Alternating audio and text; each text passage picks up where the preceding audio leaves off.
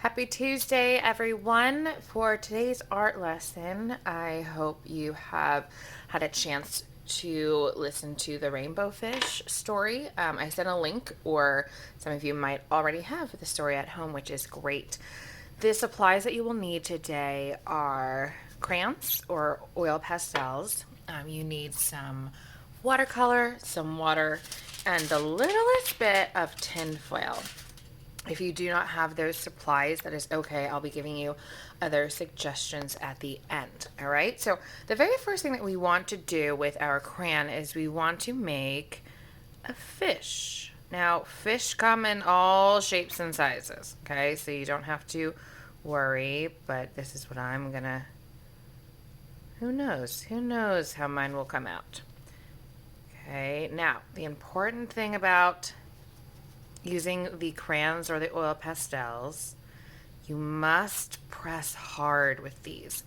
Okay, so press hard. Okay, you can even go back over what you have already done.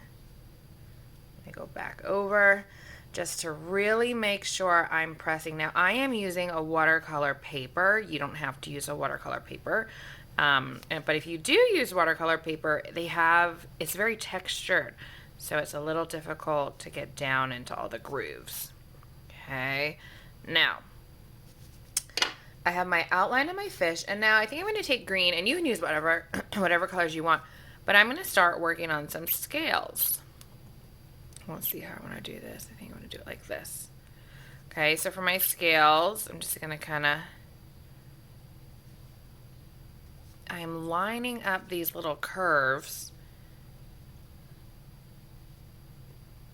and I'm going to try and do this across the whole fish because fish are quite scaly. Okay, it does not have to be perfect. Just do the best that you can. It's a little bit tricky, especially if you're doing it one-handed like I am. Don't recommend that. So I'm going to do scales all the way down my fish. And again, I am working to push very hard on this crayon. I want there to be a lot of wax on the paper from where the crayon was. Okay. And then I think I'm going to come in and I'm going to, let's see if I have a red. I don't have a red, but I have an orange. So maybe I will do some fish lips. And then a fish eye. Okay. I can also do some little designs on the tail and the fins. And now I want to think about the environment where my fish is. My fish is obviously going to be in the ocean. So I can come down here to the bottom and I can draw some different ocean plants, some coral, seaweed.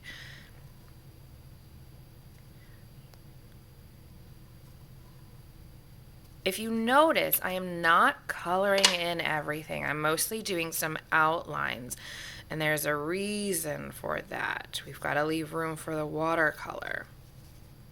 Okay, so here's some seagrass. Again, I'm pushing pretty hard. And I'm just trying to make an environment for my fish. Maybe I'll do some over here as well. It's whatever. You don't have to do a ton. Okay, now I'm pretty happy with that. I might add just a little coral and purple because I like that purple.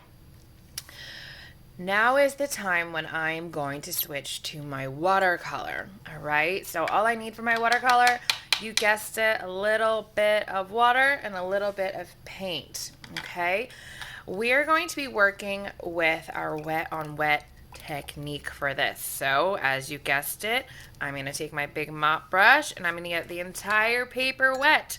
And that's okay because our crayons left wax on the paper. So the wax is water resistant.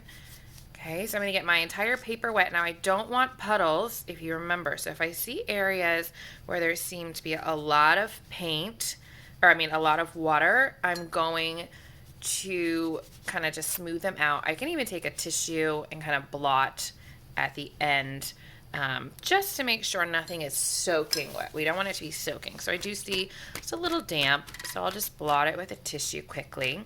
Okay, and then I like to wait just a few seconds before I begin. And while I'm waiting, I'm going to think about the colors that I would like to see in my underwater scene. I'm going to do some blue, of course, but I think I also want a little bit of green, because sometimes the ocean looks a little green underneath. All right, so now I'm going to come in. My paint is on my paintbrush. I got my paint very wet, okay? And I'm just going to come in and I'm going to kind of mop it all over. Mop it all over. And let the water kind of just pull the color around. Everywhere I go. I can go over the fish. I can go over the coral. Now my paper is starting to curl, and that is okay. I have a couple of glasses that I can put on it. If you're at home, you can use some tape to tape your paper down. It likes to curl once it gets wet. Okay, so as you can see, anywhere I go, I can still see the crayon.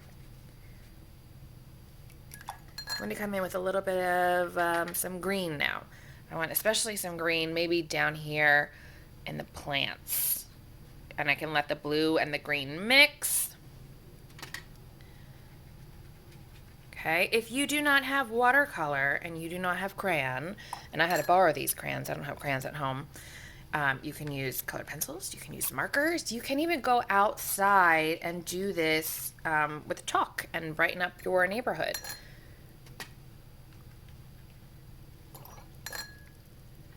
And I'm sure you're very curious as to why we have tinfoil, but I will share that with you in a second. Okay, so I really want to focus on my fish now, and I'm going to use a different color blue, like a little bit of a lighter blue. I don't know if you can tell too much. Okay, I do want my rainbow fish to be colored in.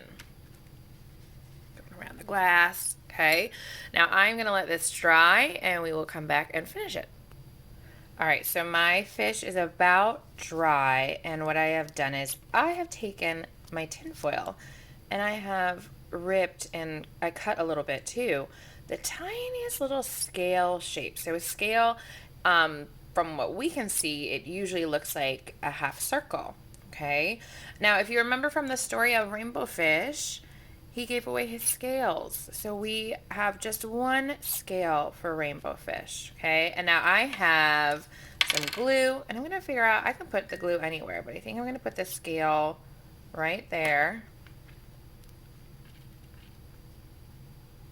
Okay, now if you're doing this outside with chalk, maybe you can find a flower petal. If you're doing it with colored pencils, maybe if you have glitter, you can use glitter, or you can use construction paper. All right, but all of our fish should have one special scale, because that is what our rainbow fish was left with. I would love to see what you have created. Please share. Please send it through email or through Marco Polo. And I hope you enjoy painting today.